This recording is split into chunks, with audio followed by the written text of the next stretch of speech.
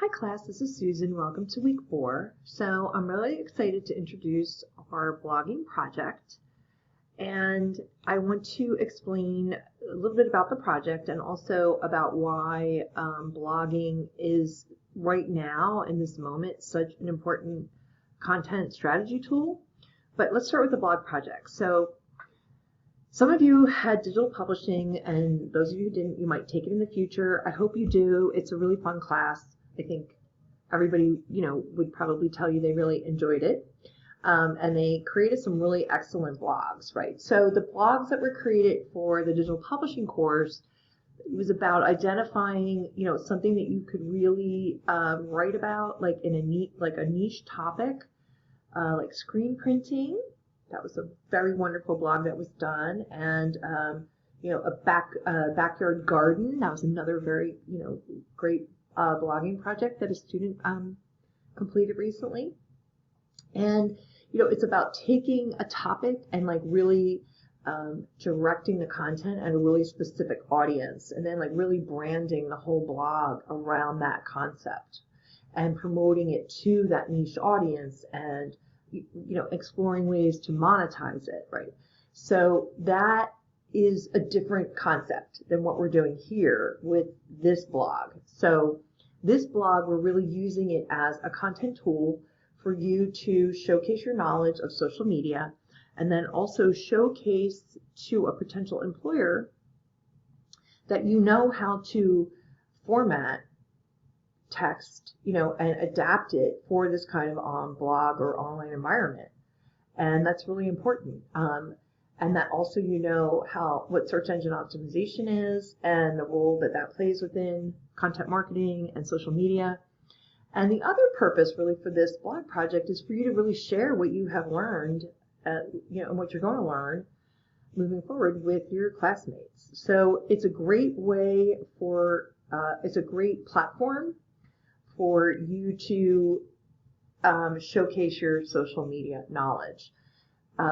It's a really different type of blog, and I think it's the more kinds of types of different content you have, even if it's on the same platform, I think it's really important for your portfolio. I teach 698, and I have seen some students, really have struggled a little bit to really kind of make their portfolios, really kind of meaty and meaningful. And the more kinds of long form content that you have like this, the better. So, I would hope that you wouldn't think, well, like, I already have a blog, why do I need another one? It's sort of like when for PR, if you want to go into PR, you don't need one press release, you kind of need a lot.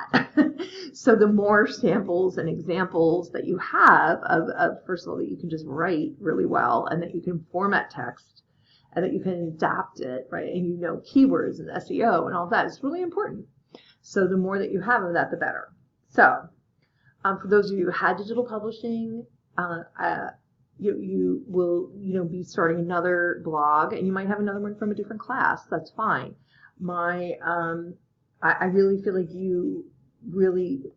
the more kinds of, again, robust long form writing examples you have, the better. So that's the approach here, and it is really different. It's not as intense as what we do in the digital publishing course. This is a sample of a student's social media blog. It's 3 posts. You will be doing 3 posts, and you'll have a short about me with an image. So your about me is really about you. It's a bio. You can make it, I require just one good paragraph, but you can certainly make it longer. I believe this one has 3 paragraphs and a fun image. And, again, you want to think of this as something that will be a part of your professional portfolio one day.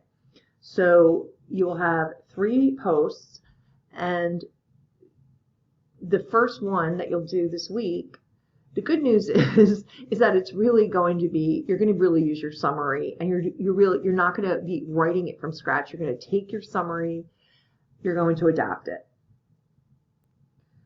As someone who worked in PR and marketing, and as a professional writer, I can tell you that, you want to take content and do as many different kinds of things as you can with it to make it meaningful. So that's really what you'll be doing. So you're going to take your summary. You might even make 2 blog posts out of your summary. It's going to depend. I think many of you with the discussion board from week 3, as I'm reading them, I really feel like, wow, like some of these could definitely be another blog post for your blog. So the idea isn't that you want to write from scratch. The idea is that you want to adapt what you have and format it appropriately and share it. And so that's the spirit of this. And so you can't plagiarize yourself, I guess is what I'm saying. So that is really the purpose of this blog project. And in the next video, I'm going to talk a little bit about just blogging as a really effective content marketing tool today.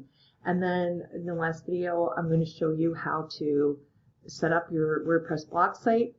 For those of you who had digital publishing, WordPress has changed. They've changed the interface again, but it's pretty similar. But I'll take you through it step by step.